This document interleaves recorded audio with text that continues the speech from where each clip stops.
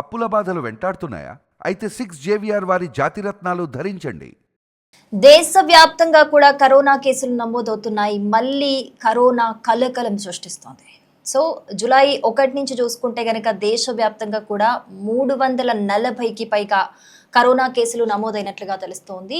So అందులో మనకి కేరళలో 115, కర్ణాటక 64, మహారాష్ట్రలో 43, రాజస్థాన్ 12, అలాగే తమిళనాడు 39, అండమాన్ 18, ఢిల్లీలో 18, ఇంకా మిగతావన్నీ ఇతర రాష్ట్రాల్లో కూడా నమోదైనట్లుగా మనకి తెలుస్తోంది. సో ముఖ్యంగా మనం ఏపీలో చూసుకుంటే గనక ఏపీలో ఇప్పటి వరకు కడపలో 8 కేసులు, గుంటూరులో 3, విశాఖలో 1, కాకినాడలో 1, అలాగే కృష్ణా జిల్లాలో కూడా ఒక్కరు ఎయిమ్స్ ఆసుపత్రిలో కరోనా కారణంగా ట్రీట్మెంట్ పొందుతున్నట్లుగా మనకి తెలుస్తోంది. సో ముఖ్యంగా కడపలో ఈ కరోనా కేసుకి సంబంధించి 8 కేసులు నమోదయ్యాయి. ఇందులో 3 మృతి చెందినట్లుగా అయితే తెలుస్తోంది.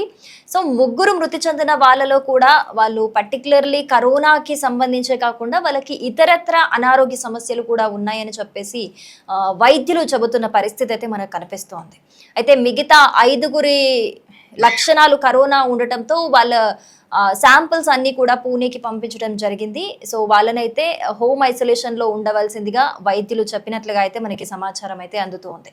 సో కరోనా మళ్ళీ కలకలం సృష్టిస్తోందా అని చెప్పేసి జనాలందరూ కూడా భయపడుతున్నారు. ఇప్పుడు ఏపీలో ఎక్కువగా ఇది ఈ కేసులు నమోదవుతున్నట్లుగా అయితే మనకి తెలుస్తోంది. అయితే ఇప్పటికే కృష్ణా జిల్లాకి సంబంధించి ఒకరు కరోనా లక్షణాలతోని ఎయిమ్స్ ఆసుపత్రిలో జాయిన్ అయ్యి ట్రీట్మెంట్ తీసుకుంటున్నట్లుగా మనకు తెలుస్తుంది. అలాగే విశాఖకి సంబంధించి కూడా ఒక కేసు నమోదైంది. కాకినాడ 1, గుంటూరులో 3 కోవిడ్ పాజిటివ్ వచ్చినట్లుగా మనకు తెలుస్తుంది. అయితే విశాఖకి చెందిన ఒక యువకుడు, 33 ఏళ్ల యువకుడు రీసెంట్గా హైదరాబాద్ నుంచి విశాఖకి వెళ్ళడం జరిగింది. సో అతనికి కరోనా పాజిటివ్ వచ్చింది.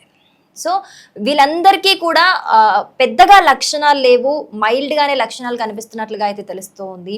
సో ఎవరు కూడా మరీ అంత భయభ్రాంతులకు గురి కావాల్సిన అవసరం లేదు అని అయితే ఆరోగ్య నిపుణులు చెబుతున్నారు.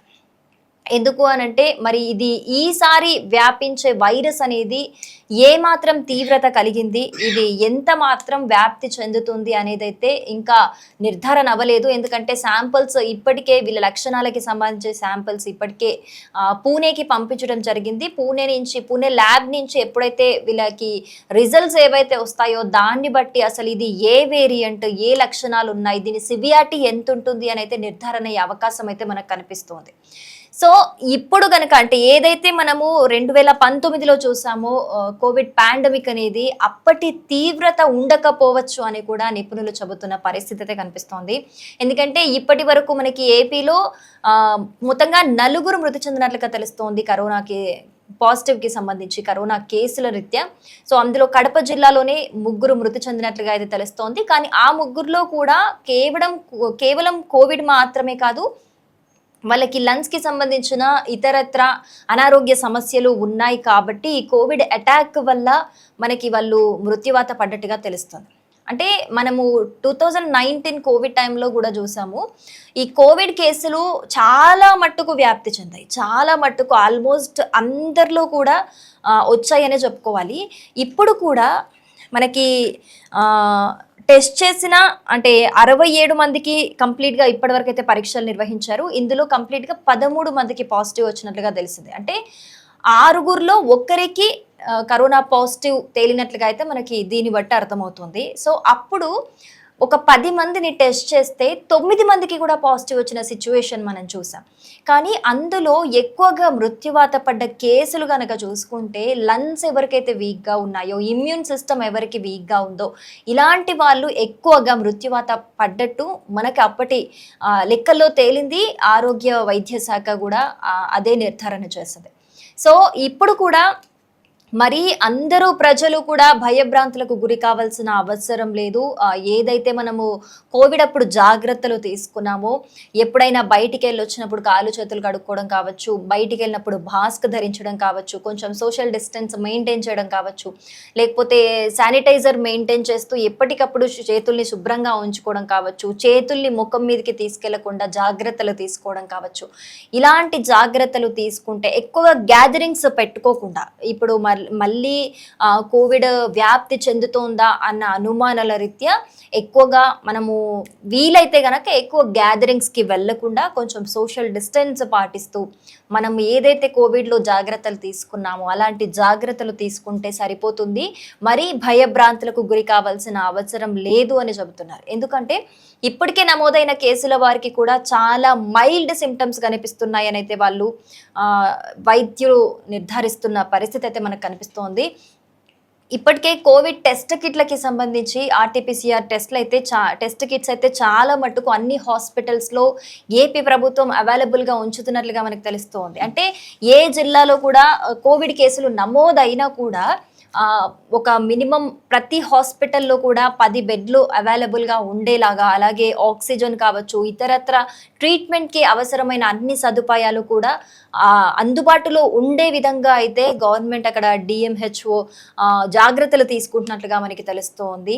అలాగే ఎవరైతే ఇప్పుడు కడపలో 8 కేసులు నమోదవుతున్న రీత్యా అక్కడ ఆల్రెడీ ముగ్గురు మృత్యువాత పడ్డారు కాబట్టి అక్కడ కడప రిమ్స్ హాస్పిటల్లో కూడా తగు జాగ్రత్తలు తీసుకుంటున్నారు.